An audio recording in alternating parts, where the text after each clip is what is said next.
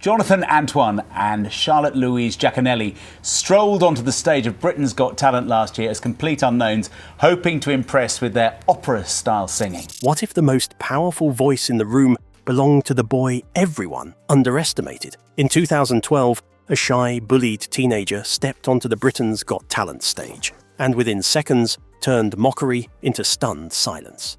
Jonathan Antoine didn't just sing, he shattered expectations. Yet somehow, after going viral worldwide, he lost the crown to a dancing dog and slowly faded from the spotlight. So what really happened to the opera prodigy who once stopped the nation in its tracks? The audition that stunned the world.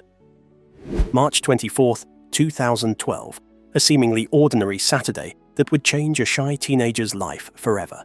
At just 17, Jonathan Antoine walked onto the Britain's Got Talent stage alongside 16-year-old Charlotte Giaconelli. They were Jonathan and Charlotte, a classical crossover duo that most people, including the judges, were ready to dismiss. Jonathan, nervous, awkward, and visibly weighed down by years of bullying, looked like any other teen. Simon Cowell's first comment barely hid his skepticism. "Just when you thought it couldn't get any worse." The audience winced. Here was a boy used to being overlooked, now facing doubt on the biggest stage in the country. Then the music began. Jonathan's voice cut through the tension like a blade. From the opening notes of The Prayer, the room transformed. Silence replaced doubt. Simon Cowell, usually impossible to impress, froze. Amanda Holden's eyes widened in awe. The audience sat rapt, stunned by a voice that seemed impossibly mature, layered with both power and emotion. Within moments, Jonathan had done what many performers spend a lifetime trying to achieve. He commanded attention completely, effortlessly. By the end, Simon was gushing. The same boy he had doubted was now being compared to Luciano Pavarotti. "Jonathan, you are one of the most incredible voices I've ever heard," he said. The performance didn't just wow the judges, it broke the internet. Clips went viral, landing on news outlets worldwide. Suddenly, Jonathan went from a bullied, shy teenager to a global sensation overnight. But even in that fairy tale moment, tension simmered. On live television, Simon suggested Jonathan should consider going solo, implying Charlotte was holding him back. A jaw-dropping statement, yet one that hinted at future challenges. The duo advanced through the competition, delivering another breathtaking semi-final of Caruso on May the 7th and returning to the finals with The Prayer on May 12th. Standing ovations followed each performance. Everyone expected them to win, and then they didn't. Jonathan and Charlotte came in second, defeated by a dancing dog named Pudsey. The moment was surreal. Jonathan later described the sensation as a sinking feeling in his chest, a mix of shock and disbelief, but he held it together on stage. Was this the end of Jonathan Antoine's story? Or was this just the opening act of a journey far more extraordinary than anyone could imagine? A path that would take him from viral sensation to classical prodigy and beyond the limits of what even fame could predict. Overnight fame and the £1 million leap. The day after Britain's Got Talent wrapped, life for Jonathan and Charlotte changed faster than anyone could have predicted.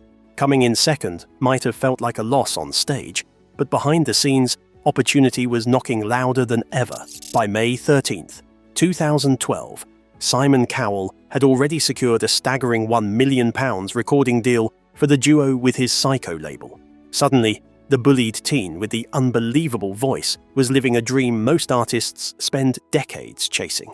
Their debut album, Together, dropped in September 2012 in the UK, and just days later in the US, classical arias, timeless pieces, and their now legendary rendition of The Prayer filled the tracklist. The album shot to number 5 on the UK charts, instantly cementing Jonathan and Charlotte as more than reality show stars. They were classical crossover sensations.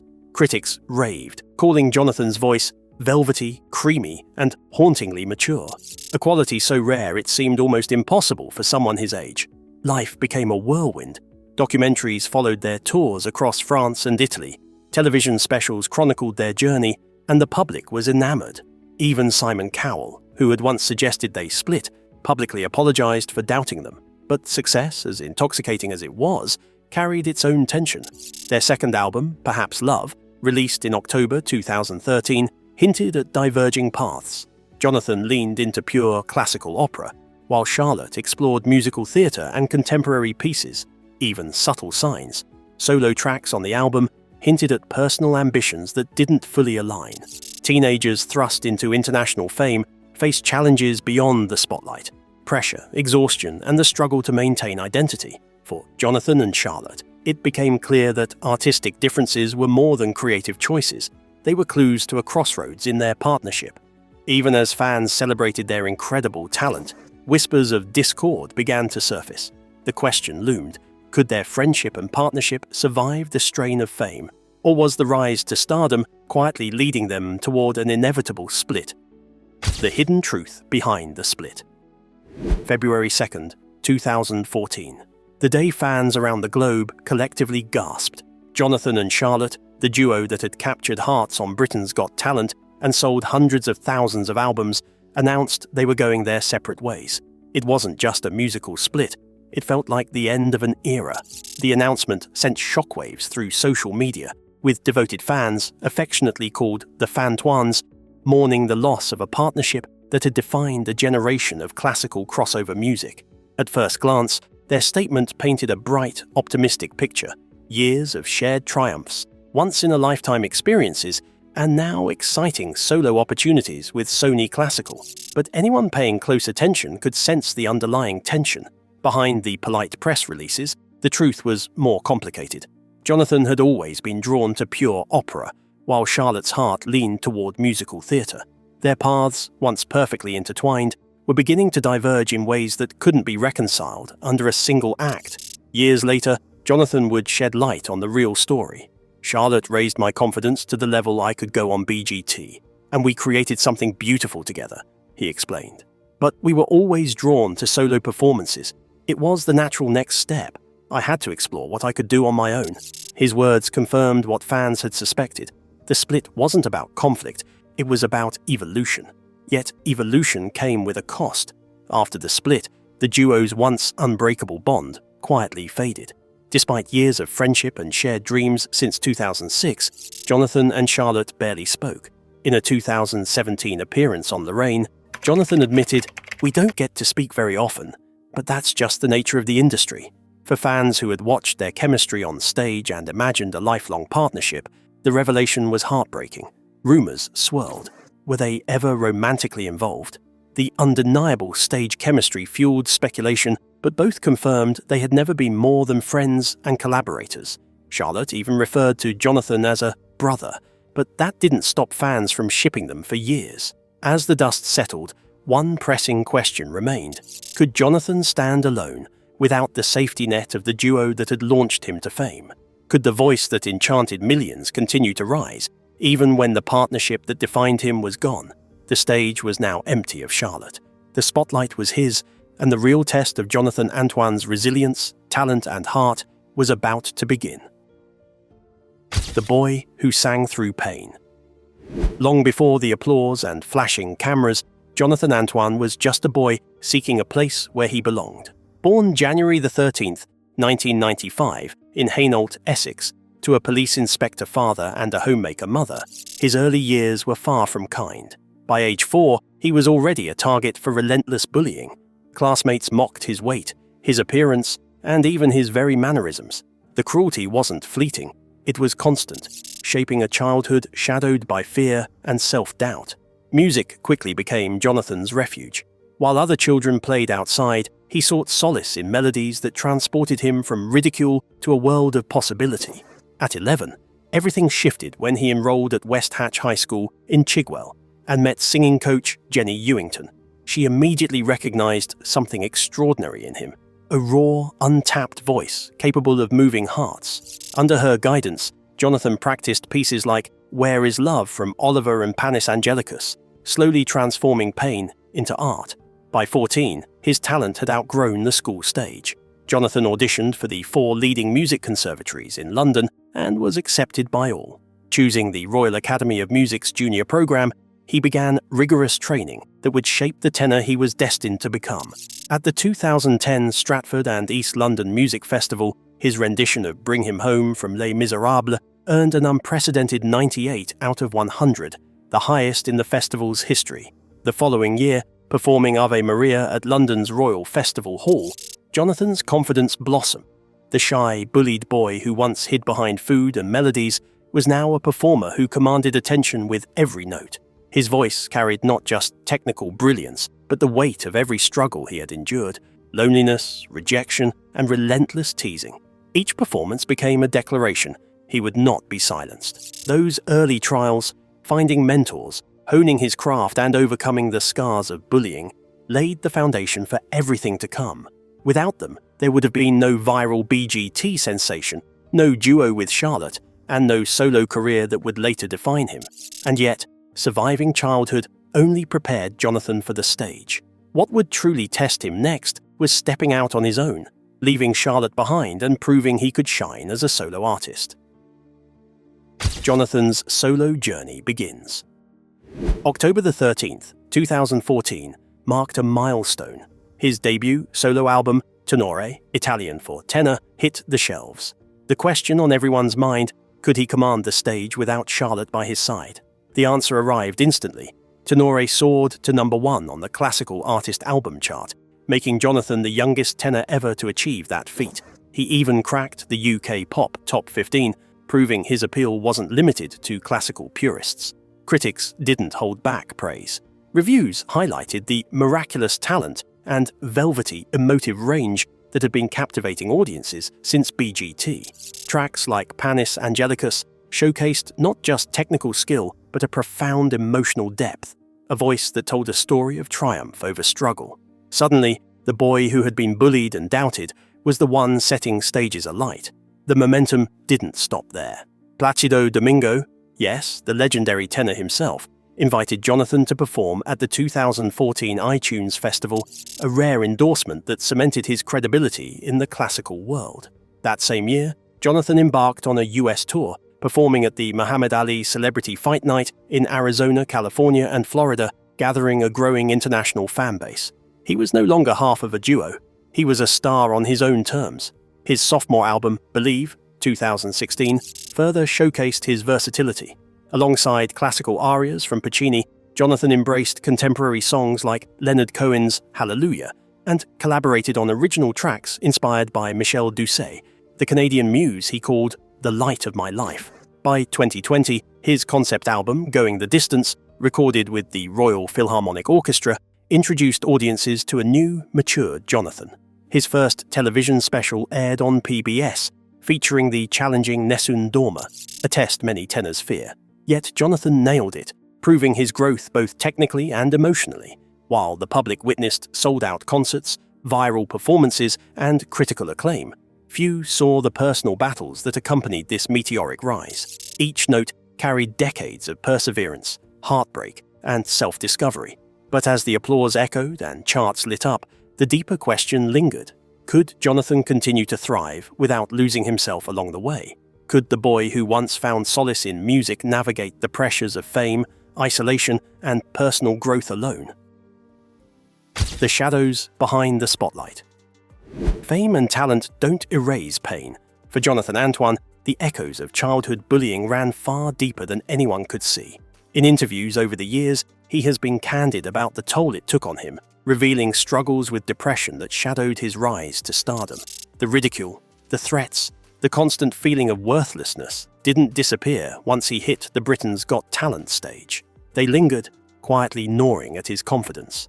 Around the time of his BGT debut, Jonathan was diagnosed with acute depression, a condition so severe that he had to cancel a performance at London's Royal Albert Hall.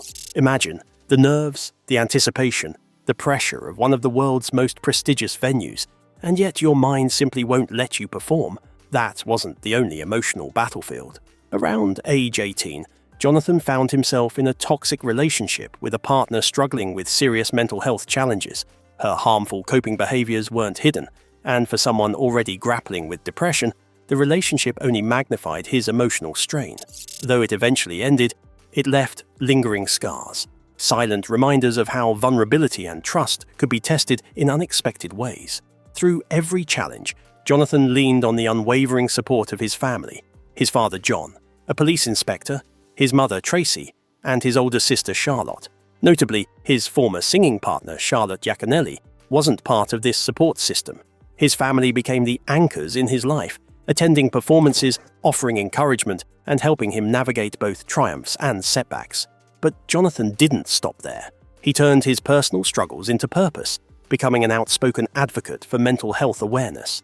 He spoke openly about depression, joined campaigns, and co-authored children's books such as Jonathan and the Porcupine, teaching young readers about resilience and anti-bullying. The boy who had once been crushed by cruelty was now helping others find hope. And then came the battle with his weight.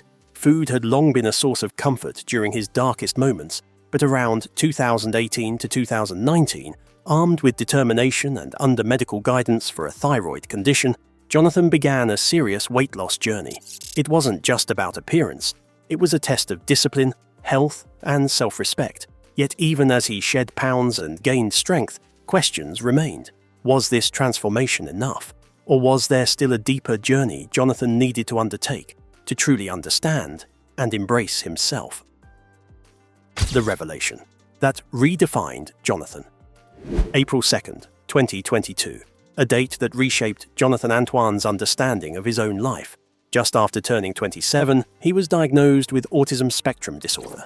2 years later, on Autism Awareness Day 2024, Jonathan went public on Instagram. I got my diagnosis in 2022, not long after my 27th birthday. The recontextualization of a life already lived is a scary thing to reckon with. Suddenly, pieces of his life clicked into place. The social struggles, the intense devotion to music, the way he perceived the world differently, and the difficulties in relationships all made sense. It wasn't that he was broken. His brain simply worked in a unique way. The revelation was both liberating and intimidating, offering clarity about the impact of childhood bullying and the challenges of connecting with others. Understanding himself allowed Jonathan not only to heal, but also to guide others facing similar struggles.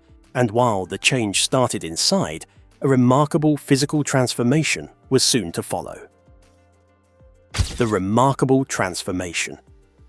Between 2020 and 2024, Jonathan Antoine underwent a transformation that stunned fans and the entertainment world alike. Over these 4 years, he lost more than 70 pounds. Some reports even suggest up to 120 pounds, completely reshaping his appearance. But this wasn't a quick fix or a fad. It was the result of consistent, intentional lifestyle changes.